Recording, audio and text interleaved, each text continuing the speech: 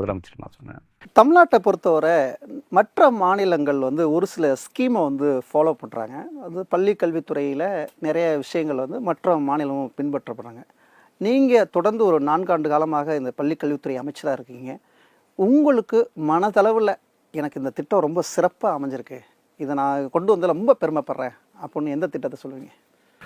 Department சார்ந்து நாங்கள் கொண்டு வந்ததையும் காட்டிலும் அஸ் அ பயனாளி ஆஃப் த டிபார்ட்மெண்ட், அதாவது பெனிஃபிஷியரி ஆஃப் த டிபார்ட்மெண்ட் அப்படின்னு பார்க்கும் பொழுது மாண்புமிகு தமிழ்நாட்டு முதலமைச்சர் கொண்டு வந்திருக்கின்ற காலை உணவு திட்டம், இது எங்கேயுமே நடைமுறைப்படுத்தாத ஒரு திட்டம். இந்தியாவில் மட்டும் இல்லை, இது வெளிநாடுகளிலும் இன்றைக்கி வந்து ஆரம்பிக்கப்பட்டிருக்கின்ற ஒரு திட்டமாக பார்க்கின்றேன்.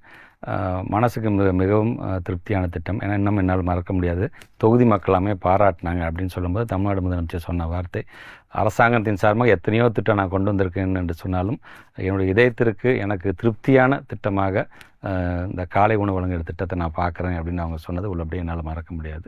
இந்த திட்டம் என்பது நீங்கள் சொல்கிற மாதிரி ஒரு அரசாங்கத்துடைய வெற்றி நாங்கள் சொல்கிறோம்.